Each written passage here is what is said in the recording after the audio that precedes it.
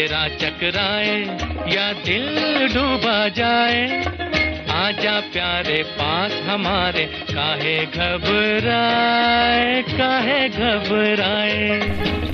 आप सभी के लिए परमात्मा से प्रार्थना है कि आप सदैव सुखी और खुश होंगे। हमारा पंच तत्व से बना शरीर बहुत ही महत्वपूर्ण एवं उपयोगी है, क्योंकि इसी मनुष्य शरीर से हम परम धाम के लिए मोक्ष प्राप्त कर सकते हैं। इस शरीर में आत्मा, मन, बुद्धि, आंतरिक होते हैं, जिनसे हम भजन, सिमरन, ध्यान व नाम जाप करके अपना कल्याण करते हैं। परंतु मांस, मज्जा, नाड़ी, अस्थियां एवं त्वचा से बने हमारे शरीर का बाहरी आवरण हमें हमारे दैनिक जीवन के क्रियाकलापों को पूर्ण करने तथा आध्यात्मिक रूप से कर्म, दान, धर्म, शौच व स्नान आदि नित्य कर्म करने का नियम पालन करने से मोक्ष प्राप्ति सहज और सुलभ हो जाती है। बाहरी शरीर को स्वस्थ रखने के लिए हमें प्रतिदिन जल, भोजन, शौच, स्नान, जल व धूप स्नान तथा मालिश की अत्यंत आवश्यकता होती है। बाकी सभी कर्म तो हम स्वतः ही कर लेते हैं, क्योंकि हमें हमारे शरीर की डिमांड यानी ज़रूरत स्वतः ही शरीर कर देता है।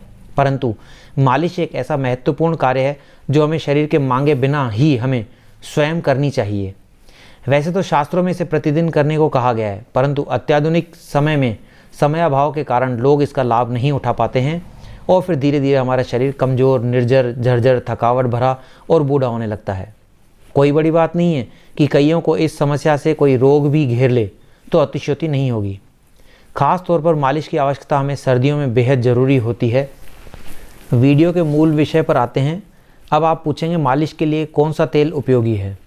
वैसे तो आपको मार्केट में 50 तरह के तेल मिलेंगे, परंतु वो शरीर पर उतना प्रभाव नहीं डालते हैं और साथ ही पैसा भी अधिक लगता है।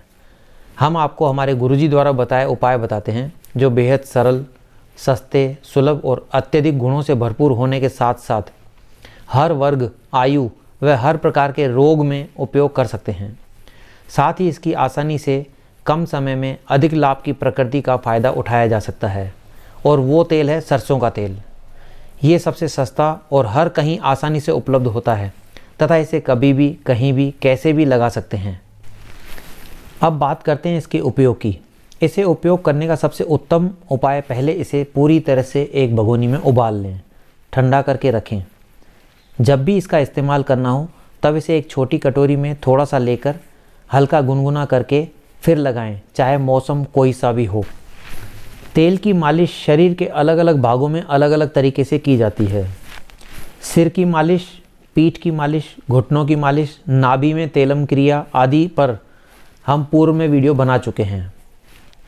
प्रस्तुत वीडियो में हमने संपूर्ण शरीर पर मालिश किस विधि से करें ये विस्तृत तरीके से दर्शाया है। वीडियो में बताई गई मालिश की विधि को सही ढंग से देखें, समझें और करें। इसका लाभ मिलने पर आप इस वीडियो को अपने बंधु बांधवों के साथ साझा करना ना भूलें। आपके द्वारा भेजा गया ये वीडियो जितने भी लोग अधिक से अधिक देखेंगे उतने ही लोग इसका लाभ ले पाएंगे और साथ ही आपको दुआएं भी मिलेगी। हमारे चैनल पर बनाया गया हर वीडियो मानव कल्याण के लिए होता है, अतः इसे आप ज़्यादा से ज़्यादा शेयर करें। इसके अलावा भी यदि इस विषय पे और कुछ भी जानकारी चाहें तो आप कमेंट्स बॉक्स में ज़रूर लिखें, हम पूरा प्रयास करेंगे उसके बारे में अवगत कराने के लिए। अब बात करते हैं मालिश की सही विधि क्या है। बात जब संपूर्ण शरीर की हो तो मालिश हमेशा पैरों से लेकर सिर तक की जाती है। शुरुआत पैरों से होती है और आप सामने वीडियो पे देख रहे हैं अच्छे ढंग से कि किस प्रकार से हर एंगल से, हर कोण से मालिश की जाती है। मालिश हमेशा चूड़ी मालिश की तरह होती है। दोनों हाथों को गोल गोल घुमाया जाता है। जब हाथों को नीचे से ऊपर की ओर लिया जाता है तब प्रेशर दिया जाता है, और जब ऊपर से नीचे की ओर लाते हैं तब हल्का कर देते हैं, क्योंकि मालिश हमेशा नीचे से ऊपर की ओर होनी चाहिए, जिससे हमारी नाड़ी तंत्र को मजबूती मिले और रक्त का संचार भी ऊपर की ओर बना रहे। पैरों के बाद पिंडलियों पर, पिंडलियों से ऊपर जांघों पर, और जांघों के पास में जो घुटने हैं, इस घुटने की मालिश विशेष रूप से की जाती है, जिससे हमारे घुटनों का दर्द दूर होता है। घुटनों की मालिश को खास तौर से ध्यान रखें कि किस प्रकार से करनी है। इसी विधि से दूसरे पैर की भी मालिश करनी है। दोनों पैरों की मालिश होने के बाद आप पजामा डाल लीजिए ताकि तेल की नमी हमारे शरीर में अंदर काम कर सके। इसके बाद शुरुआत करते हैं हम बाजुओं से। दोनों बाजुओं पर अच्छे से तेल लगाना है और फिर इसकी चूड़ी मालिश ही करनी है। चूड़ी मालिश किस प्रकार होती है आप अच्छे से देख लें, हर एंगल पर चूड़ी मालिश होती है। मालिश करते वक्त ख़ास बात का ध्यान रखें, तेल कम लगाएं और ज़्यादा देर तक मालिश करें ताकि वो तेल पूरा अंदर चला जाए। शरीर पूरा तेल सोख ले, इसका मतलब समझना कि आपने मालिश अच्छे से कर ली है। कुछ विशेष बातें जो आपको वीडियो में और दिखाई देती है आप अच्छे से देख के समझें और उसी प्रकार अपने शारीरिक क्षमता के अनुसार ही इसे करें। बाजुओं के बाद नंबर आता है हमारे सीने का और हमारे पेट का। इस मालिश को भी बहुत ध्यान से समझिएगा कि सीने पे जब हम मालिश करते हैं तो हमारे फेफड़ों को ताकत मिलती है। इससे हमारा साइनस और कफ वगैरह ख़त्म होता है। साथ ही पेट की जो मालिश देख रहे हैं आप, इस विधि से पेट की मालिश करने से हमारी पेट के जितने भी अंदर नाड़ी तंत्र हैं वो सब मजबूत होते हैं। कब्ज, गैस, बदहज़मी, मोटापा ये सब दूर होता है। तो आप नियमित रूप से अगर मालिश करेंगे तो आपके शरीर को भी लाभ मिलेगा, आपका शरीर स्वस्थ, सुंदर और बलवान बनेगा। विधि को ध्यान से देखें, विधि को अपने शरीर की ताकत के अनुसार ही आपको ताकत लगानी है। हमारे शरीर की जो व्यवस्था है वो इस प्रकार है कि हम पूरे शरीर की मालिश खुद स्वयं कर सकते हैं, परंतु सिर्फ एक पीठ ऐसी जगह है जहाँ पे हम हाथ नहीं पहुँचा सकते हैं, तो इसके लिए आपको किसी और का सहारा लेना पड़ेगा। पीठ की मालिश बहुत बेहतरीन ढंग से होती है, आप अच्छे से समझें, क्योंकि यहाँ हमारी बहुत नाजुक चीज़ें होती हैं, जैसे रीढ़ की हड्डी, हमारे कंधे, हमारी कमर, जहाँ हमें अक्सर दर्द होता है।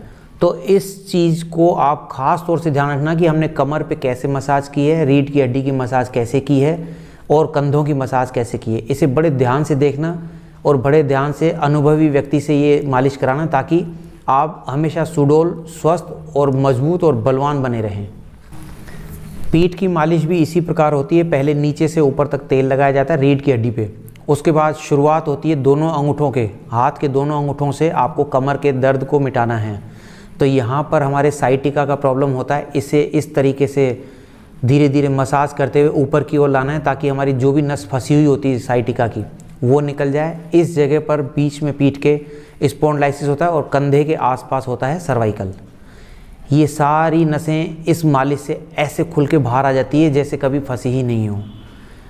प्रतिदिन अगर आप नियमित रूप से मसाज करते हैं तो आपके पीठ का जितना भी भाग है वो सब सुडौल हो जाएगा और आपको किसी भी प्रकार की परेशानी का सामना नहीं करना पड़ेगा।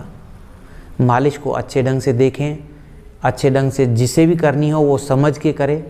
हमेशा नीचे से ऊपर की ओर प्रेशर लगाना है। हम आपको बार बार इसलिए बता रहे हैं ताकि आप कोई गलती ना करें और कोई नुकसान ना हो। अब बचा हमारे शरीर का एक अंग, गर्दन, चेहरा और सिर। इस पे तो आमतौर पर सभी लोग नियमित रूप से मालिश करते ही रहते हैं, फिर भी आप सामने वीडियो में देखते रहें कि किस प्रकार से मालिश की जाती है। मालिश के बाद आधा घंटा कम से कम धूप में बैठकर धूप स्नान करना चाहिए। ये मालिश की ताकत को 200 गुना बढ़ा देती है। इसके बाद शरीर को ठंडा करके स्नान करना चाहिए। शरीर का हल्कापन, चमक, ताजगी और ऊर्जा का स्तर एक अद्भुत स्थिति तक पहुंच जाता है, जिससे हमें स्वास्थ्यता का गहरा अनुभव होता है। जो लोग प्रतिदिन मालिश नहीं कर सकते हैं वो हफ्ते में 1 बार करें, महीने में 2 बार या हर महीने 1 बार भी कर सकते हैं। ये अवश्य है।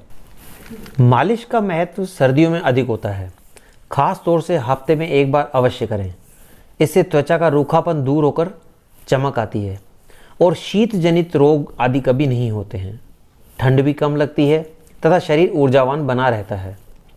त्वचा की झुर्रियाँ भी धीरे धीरे कम होने लगती है। शरीर में रक्त संचार बेहतर होता है। साथ में हमारी जो मांसपेशियाँ हैं वो और मजबूत होती है। खास बात यह है कि इससे तनाव और थकान दोनों दूर होते हैं, तो उससे नींद भी अच्छी आती है।